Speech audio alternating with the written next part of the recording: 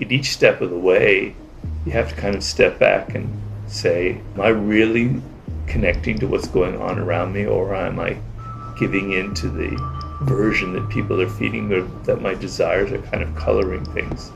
And that ability to step back is so difficult when you're on that drug of attention.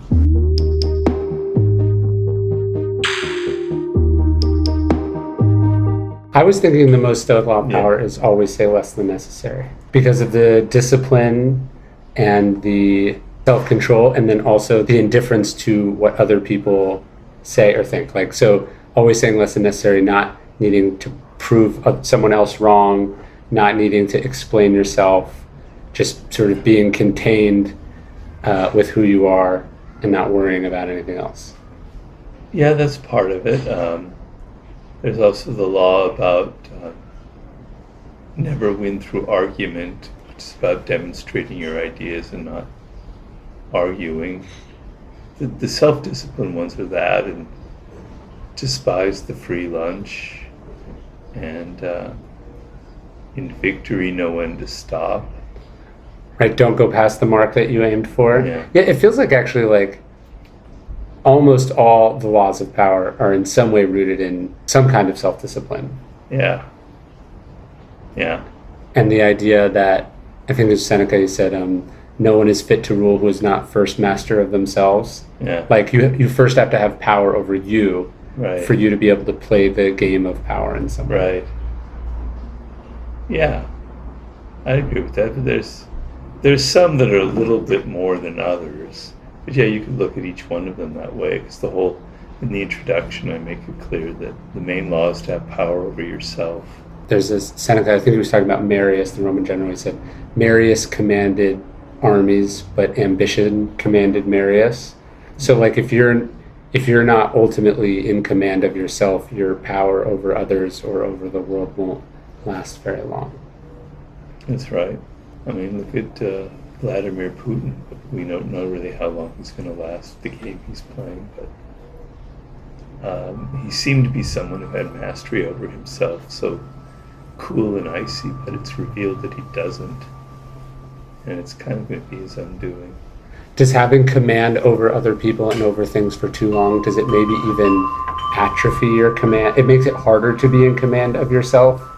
Yeah, in the sense of your ability to make the right decisions depends on knowing the situation kind of in a John Boyd sort of sense. And when you have power and it accumulates and time goes by, you start isolating yourself from that kind of OODA loop type situation, and you start listening to what other people are saying about you. You start getting you become more inside your own little tower. And you have less access to the world and to information, and your decisions start to become delusional, which I think is what's happening. Yeah, I think in the 33 Strategies of War, you talk about how you have to take to reality like a spider in its web. And the longer you are powerful or important, or people are telling you you're amazing, the harder it is to keep your grasp on reality, because you don't know what's real, because people are deceiving you and you're deceiving yourself. Yeah. So, God, I love it when people quote back my own book to me. I don't even remember what I said. Sounds good. Your heightened sensitivity to your surroundings. Well, the main law there is don't build fortresses. Yes. Your heightened sensitivity to people and to what's going on around you is your only salvation. And power creates this dynamic that generally tends to isolate you.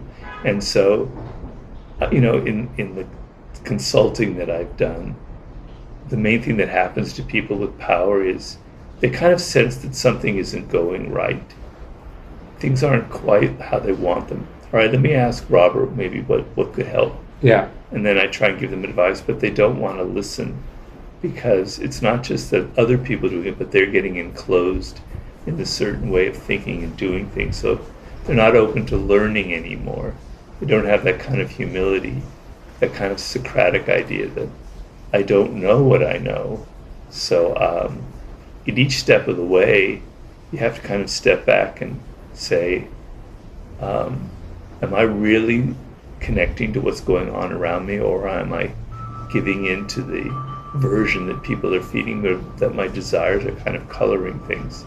And that ability to step back is so difficult when you're on that drug of attention. Well, yeah, you think about Putin and the long table that he sits at. That's like a fortress isn't necessarily around you. It could be you're inside, but the fortress is the distance between you and the other people, or you and the unpleasant facts on the ground. Yeah.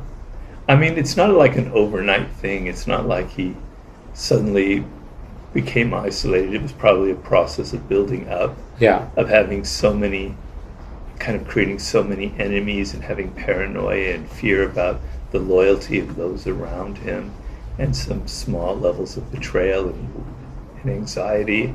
And then that kind of, it can happen to you, it happens to me, it happens to all of us. We know that feeling, right? That kind of anxiety. And so your tendency is to retreat inside of yourself, and you're not even aware of it happening. I'm editing the book that I'm working on now, and I've noticed this trend. It might be true for you also, and I wonder how you think about it, which is each one of my books is getting longer than the last book, and I can't... Tell me about it. And so you're not at my level yet. Thank God. I don't know if I could survive. I certainly couldn't publish as much as I write if your books are like, one of your books is like 4 of my books, I think. So that's why it takes longer. Sad.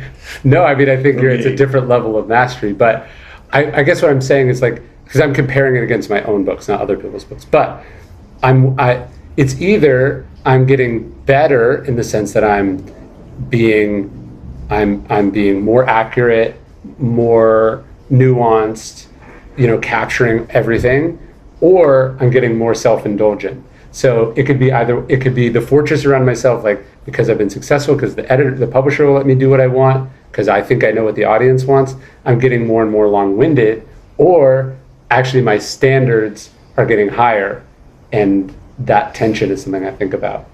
That's very important, but the answer is you'll never know the answer inside your head. The answer will be the reader, will be the world. The world will judge that. Sure. So, because if you get self-indulgent and the book reads kind of long, I mean, that's not going to happen to you, because you've acquired the skill of reading your own work and sensing things that aren't necessary.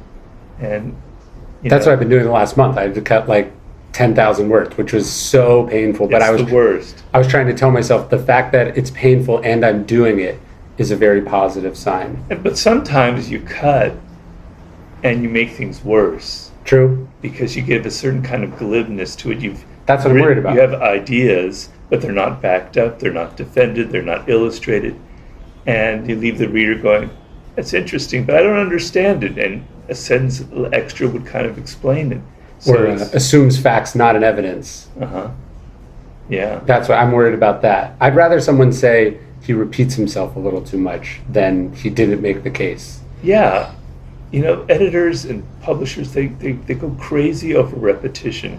They don't understand. Readers don't care. Yeah. Most people don't read an entire book in a day. They read it over the course of 10 days, a month, 2 months.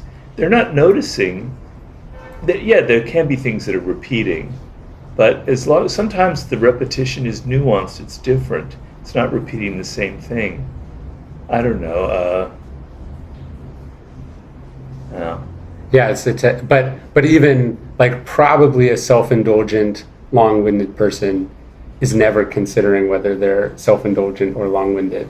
So even thinking about it is probably a good sign. At least that's how I reassure myself. Exactly. You're aware of the problem, the potential problem. This is going to sound ego, and ego is the enemy. But human nature is 580 pages, and the laws of power is like 420, I think. Laws of Human Nature has sold better than the 48 Laws of Power in the same amount of time. Really? Yeah, wow. We're like over 800,000 at this point. That's incredible. And it's a 580 page, of course, a lot of it's over audio. Over a lot less sexy topic. Yeah. You know what I mean? Which is probably even more of a sign that it's like to be able to move almost 1 million copies of a book that doesn't necessarily tell people what they want to hear is a different feat. Exactly. Of course, it's a little bit of a bias there because I've built up an audience. Sure. But still, you have to get over this idea that, well, of course, a lot of people are getting an audio and then they see, I don't know how many hours. It doesn't say the same thing as 580 pages, but... Discipline is Destiny is the fastest selling of all my books too, which is a very weird thing. Like in most domains, you peak and then you decline. What's cool about writing, and I think that form of mastery, is that it is one of the few professions that you can do for a very long time and get better at it as you get older. Most things you get worse at. Like what? Well, sports. Science, right? I think in mastery, don't you say like most scientists make their discoveries in their 20s? Yeah, 20s. It's all downhill 30s, from there. Yeah. I think it's even before, not to get too controversial, but most scientists don't win Nobel Prizes after they get married. Yeah. Well, as I say, it's not good for you and I. Yeah. And then, musicians usually peak out at the how can you write your best chess work players. when you're 20? It's crazy. Yeah. Well, whose best work would be that? Well, just so many huge albums are bands' first albums when they're so young. They're not even at their peak musically, but they're at their peak expressively and emotionally. Well, that's the power of music, and that's why. I mean, there are composers, not rock stars, who get better with age, but that could be more the market than the objective quality of the work. Yeah. I mean, personally, I could say that the 48 Laws of Power, I was younger, I was more energetic, and it just spilled out of me, and it has that visceral appeal. And then I would say, but as I got older, I've kind of learned more, and I've kind of made more nuanced arguments. Now, that could be me justifying my own aging and decrepitude and putting a little sauce on it, or there could be some reality to it. It's as I get older, I come to this idea of continually reminding myself that I don't know. I've been reading a fair amount of Plato lately, and Socrates is spinning through my head a lot.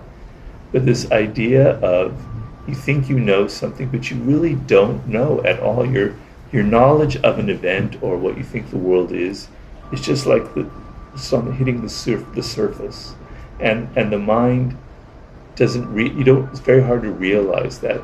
And so the humility of saying, I don't really know the answer here, and maybe I kind of missed the mark, or I've got to I'm constantly going through it as I'm writing now. That idea sounds exciting, but it's not really true, and re-examine it.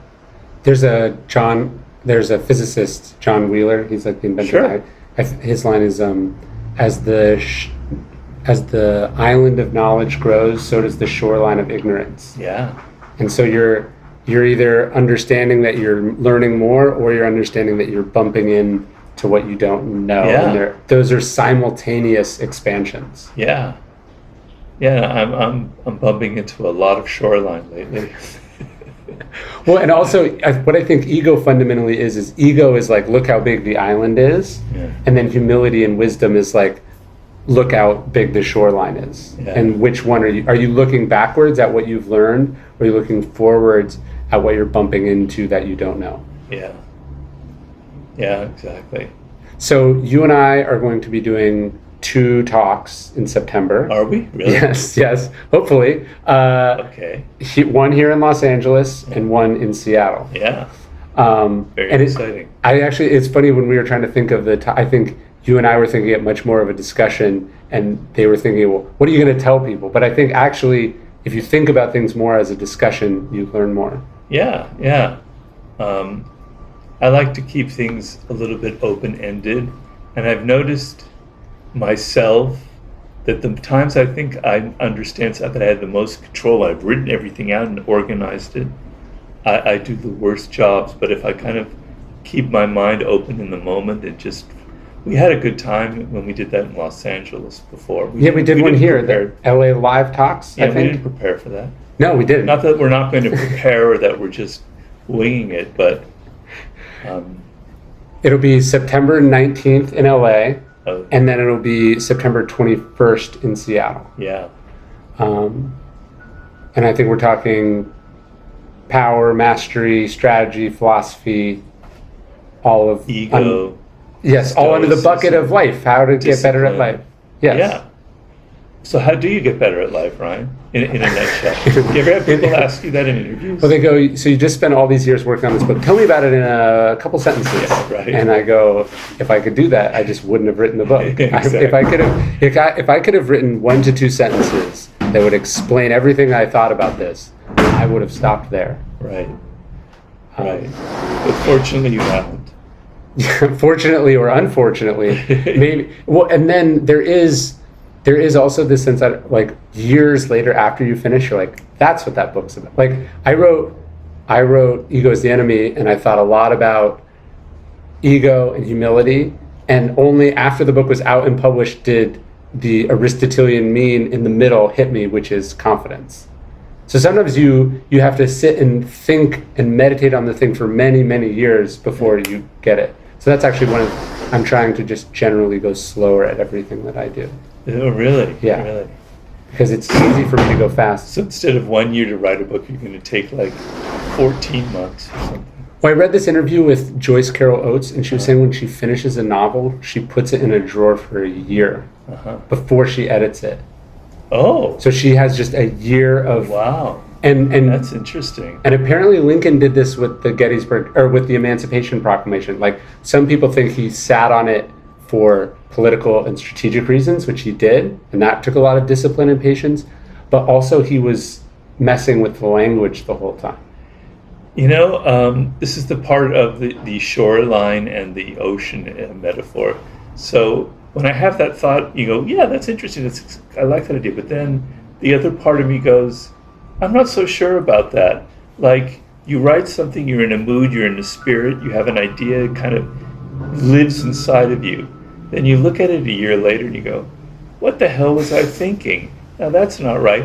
And you start messing your own mind up. That's true. In Zen, they call it putting a head on top of a head, right? So you're overthinking things. Sure. And so I don't know if a year is the right thing. I would say maybe like a month. I'm just trying to give it more space. Although you told me this, my research methodology, which is, you said you read a book, you mark all the pages up, but then you let it sit for a little bit before you go back through and do your notes. Yeah. Because then you come back and you're like, I marked that, but I don't actually care about that. Exactly. Or I don't actually agree with that. So the letting it sit. It's like when you put dishes in the sink and you tell yourself that you're letting it soak before you before you put it in the dishwasher. You gotta let it soak. Yeah. Oh, I'm definitely in favor of that, and I'm definitely in favor of. So I write now. My extremely laborious, boring process. It takes me 4 months to get to a first draft, which is where I'm at now, or 3 months. And now I'm going back to the original story in the chapter. I'm going, what? That's really odd. So I'm giving myself a 3-month gap anyway, just by my horrifying process that I go through. And those 3 months really make a difference. I think it's easy to hit.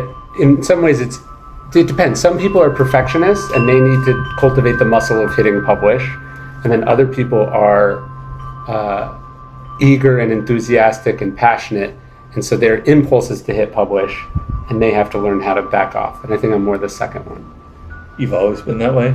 I think so. Yeah, in school I would always like turn in a test. They'd be like, "Are you sure you're done?"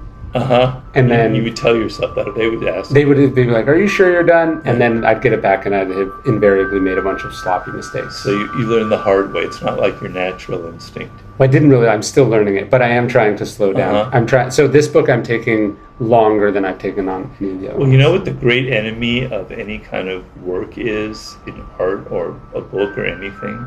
It's anxiety. Sure. And the anxiety is, first of all, I've got to rush and figure out the answer here. I'm not going to take the time. My ego wants to get that book out there. I want the attention. I can't wait for it. And it spoils it. And you have to relax, and you have to take the idea that maybe if I give it a few more months, It's actually going to get better after. That takes a lot of calming down. Yeah. Because your natural impulse is, I want people to read this. I need to get feedback. I want, you want that kind of drug rush. Yes. Because writing is a very lonely business. It is. Yeah, and like publishing as a journalist, you're constantly getting feedback. Social media, you're constantly getting feedback. But a book, you're on this book now, like 3 years, 4 years? 3 years. Yeah, so and you've been thinking about it for longer than that. So people are asking you about it, but also there's some part of you that wants to know, am I right? Is it good? Am I doing a good job? And you don't know until people tell you. And so, but to delay that gratification is the hard thing. It's very difficult. It's not natural. Ryan and I have known each other for 17 years. I think that's about right. That's crazy. I know. Yeah. And so, it's getting close to half your life. Yes, half my life. How old are you? I'm 36. Oh. Yeah, I think I'm 36. So will I ever catch up? Will it ever be half your life? I guess so if you do the math. Well, not half my life, but it's approaching the point where I've known you for longer than I've not known. Like, because I think I met you when I was 20. I was right up the street at the Alcove. That's where we met. I don't think so. That's where you told me you were researching for the 50th line. You needed a research assistant. I thought we met with Neil Strauss where we had lunch with him and Tucker Max. And that was at a restaurant on Sunset Boulevard. I don't think so. I think it was at the Alcove. Really? Yeah. So I met you there before I met you with Tucker and... No, I think Tucker was there, but I don't think I met you with Neil. So that was the second time with Neil. I don't think we've ever gotten together with Neil. Watch this. This is all riveting. Yes, I have a memory. Really? But of course I've had brain damage, so who knows if this is correct. Of us at a restaurant on Sunset Boulevard that Neil Strauss kind of, because you know how he likes to find the perfect place that no one's ever been to? Yes. At a restaurant, a weird restaurant on Sunset, it was dark, and I remember we walked outside and Tucker was there and you and I started talking. That shows you how little where my brain is at. That's what I remember, but... I think it's very unlikely that that would have happened and I would not have... I'm sure you had dinner with Neil, but I don't think I was there. What I do remember is that I had just gotten a new cell phone. And so you asked for my cell phone. Do you remember this part? No. I gave you my cell phone number, but I gave it to you wrong because I didn't have my new number fully memorized. I don't remember this at all. And then you called me to offer me the job or something, but obviously I didn't answer, but someone else answered. And they pretended to be me, and they told you I was sick in the hospital, and I've been hit by a car. And they strung you along for a period of days about this thing, and then finally you ended up getting my number from someone else. But I do think about, one, that's kind of a funny prank to do to a wrong number, but second, I also think it literally could have changed the arc of my entire life. Well, you'd probably be better off. You would have. I don't know about that. Yeah. I'm fairly certain that that's not the case. But I would love to meet the people that did this prank. It's really sad, Ryan, that I don't remember any of this. But you do remember the meeting we didn't have with Neil Strauss. I have a very vivid memory of walking down Sunset Boulevard and you kind of tagging along, and then I started talking to you. No, I didn't meet Neil. I met Neil for the first time in 2011. So that was much later. Maybe it was just lunch with Tucker and you weren't there. Yeah, I don't think I was there. Weird. Very weird. Weird. Okay. But we've only done one live event ever before, which is the one we did here in LA several years ago. Yeah, but we've done podcasts and other things. We have a history of... Well, I'm saying that the events we're doing on the 19th and the 21st in September in LA and Seattle, it's basically the first time we've ever done something like that. Or it's very rare that we do live events, you and I actually either, that are open to the public, and then we've basically never done them. Except the LA Live Talk. Except the LA Live Talk. And people Talks. can look that up. It was a lot of fun. Yes, really we posted great. clips of it a bunch of times. Yeah. They do very well. And so people can come, and then they can be if you notice, a bunch of people asked us questions at that event. We answered a bunch of questions. You can be the people that are answering those questions. Exactly. We've got tickets at ryanholiday.net/tour. Or Ticketmaster. What is the Ebersol Theater? Where is it? Ebel Theater. Wilshire Ebel Theater. It's an old theater. Yeah. Look it up. I will. It's an old theater. It's been around. It's on Wilshire Boulevard. It's got some atmosphere. Where is it? Let's see. You seeing it? Yeah, it's on 8th. 8th? Not Wilshire? 8th and Wilshire. Yeah, probably. I used to live right there. Well, hit the images, though. I don't have good service on Newport. Oh, okay. Who did you see there? Or what have you seen? I've seen it. They have plays. Oh. And we saw some theater there years ago. I can't remember. Just as I can't remember our first meeting at the Alcove. Yes, I would. So when I worked in Beverly Hills, I worked at Wilshire and Doheny. I would drive on 6th or Wilshire on all the way home, and often drop things off at your house.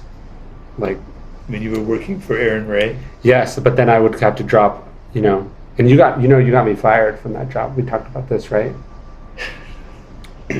Because I had the 48 Laws of Power on my desk. Yeah. And the owner of the talent agency was convinced I was plotting or up to no good. But didn't Aaron have your back? He did, but then it was a long story. But it is interesting to me to think that that was a basic violation of the 48 Laws of Power, to have the 48 Laws of Power in a conspicuous place. That was a mistake. But then I went to American Apparel, where it was more acceptable. Yeah. But then someone stole that copy off the desk, and I am mad about it to this day, because that was the first one that I read. It had all my notes and stuff in it. Oh, man. Yeah. You could probably auction that, just like the Michael Jackson. That one's worth a little bit more.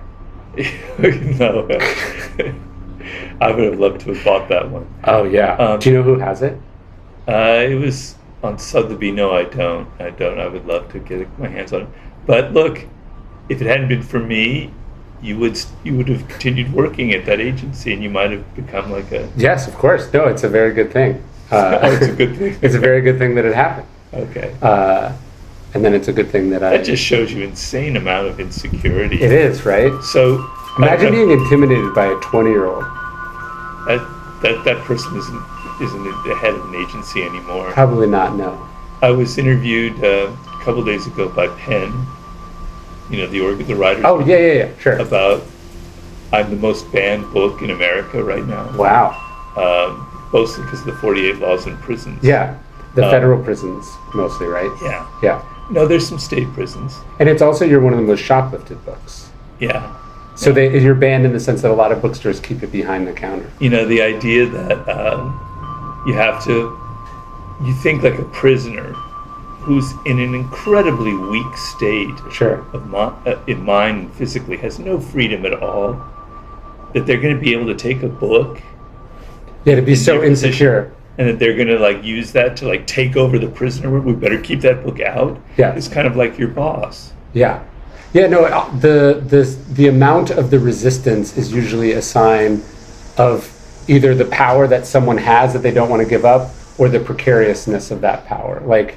I'm writing about this with the civil rights movement right now, but the sense that Southern politicians were so resistant to black people just registering to vote was both a sign of what they controlled, but then also how fragile and illegal that hold on power was. Yeah. And so that's a sign. When someone really is against you doing a thing, you should question why that is. Well, it's a sign of incredible weakness and insecurity. Yeah. And oftentimes we think people are so powerful and in control when they ban, they censor. Yeah. It's a sign of insane weakness and insecurity. Yeah, if you can't have a kid in Texas read a book about what it's like to be gay, what does that say about your sense of what sexuality and gender? It says a lot. Yes. I can tell you. Yes. Things I don't even want to repeat here, but it says a lot. Yeah. Right. You're and what is it? Yes. And also, what does it say about the power of books? That a book could do, that they believe that a book could do something like that, could change a person so fundamentally. It tells you that the books are very, very powerful. They told me, these two women interviewed me, that there is actually one book that's more banned than my own. It's like a cookbook about ramen. Why? Well, first of all, they don't want prisoners cooking. Oh, sure. And then second of all, it's got some advice mixed in. I don't know. Don't ask me why. And I gotta get my hands on this ramen book. They're also banning fantasy books like Harry Potter and things like that. I get notes from prisoners all the time. It's always Are your books banned? They're not banned, but in a sense they are, because all my books are still in hardcover, and you can't have hardcover books in most prisons. And the ebooks in prisons is this whole privatized scam where they're like they have their $900 a book. Curating. Yeah. They don't even have the book on there. But it's also just a way they've subcontracted it out to a third party who makes tons of money fleecing the prisoners.